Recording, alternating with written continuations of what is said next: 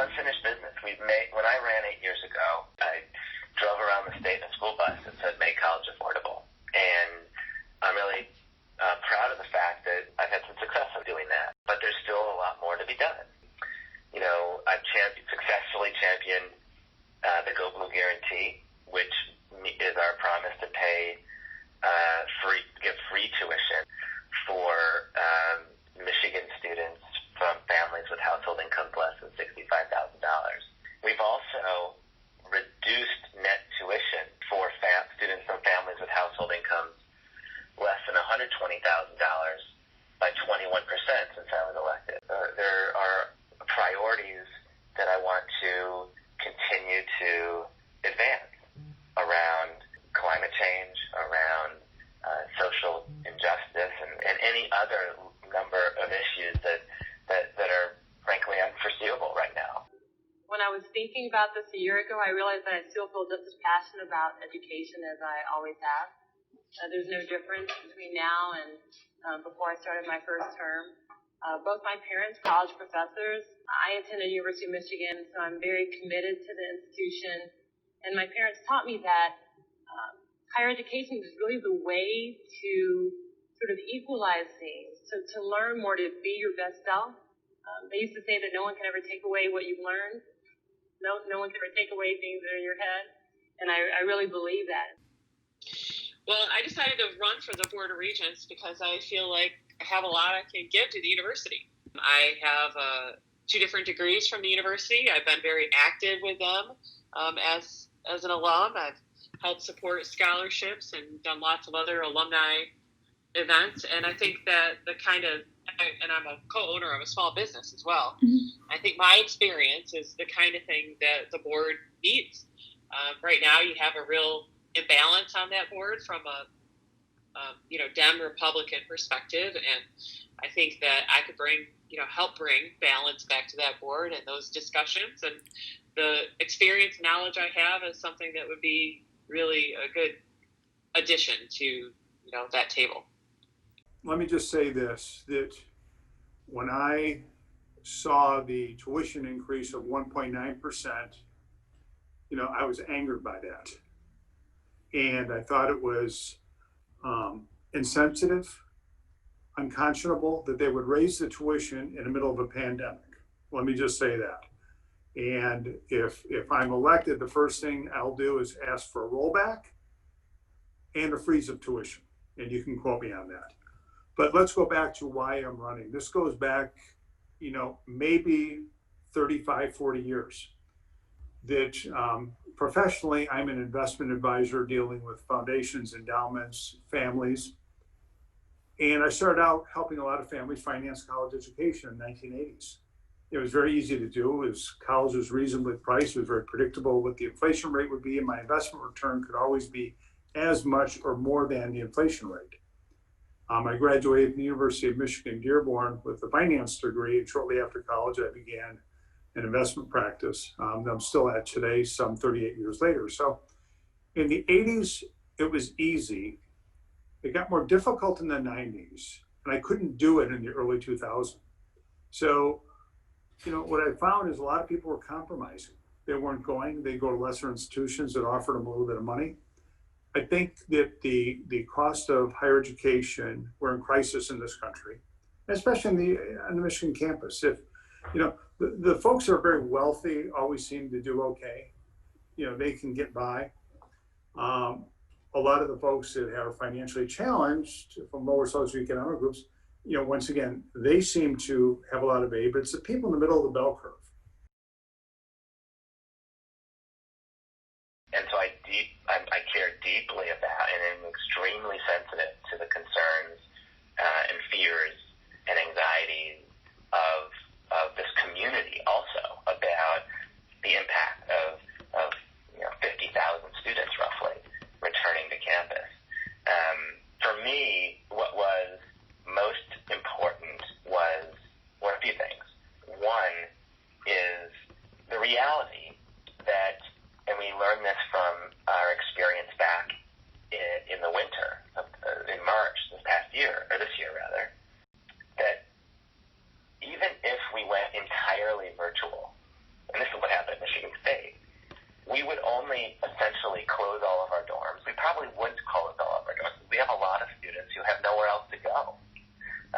need to live in a dorm for different reasons.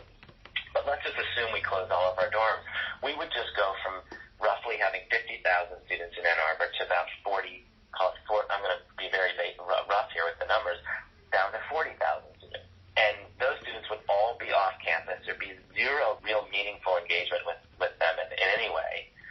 And it would have no impact on the meaningful impact, I would argue, on the spread of the virus. And in fact, it would very likely be even perhaps more dangerous. We know that it's critical for academic excellence and student support that the in-person experience is so much more robust and transformative. We also know that there are a lot of courses, and this is that 20%, that have to be taught in person, whether it be an anatomy dissection class or a certain type of lab or maybe a performing arts class, that kind of thing. I mean, there's nothing more important right now than the response to COVID. Mm-hmm. And, I'll get into some of the other issues, but I think the kind of knowledge, and reach, and decision-making skills I have related to the importance of how COVID could affect the university and students in particular is, in part why they should vote for me.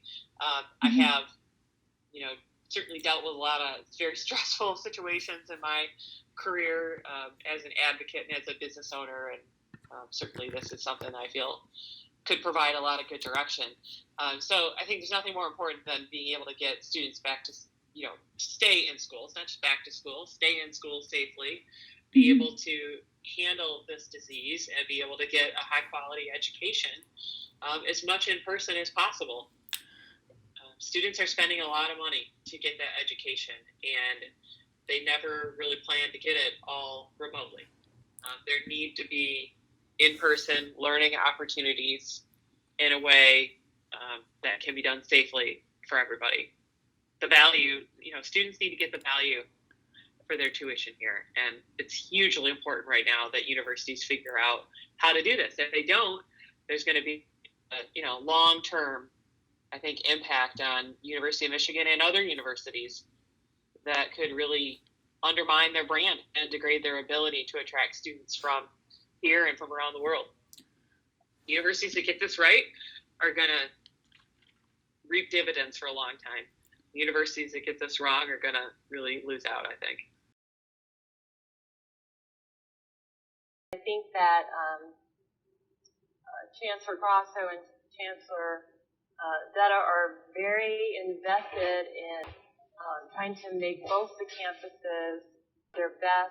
The things that they've mentioned are around student success, emergency funds for students, counseling, really finding out why, if students left, if they haven't completed their studies, the reasons why, and encouraging those students to return to campus.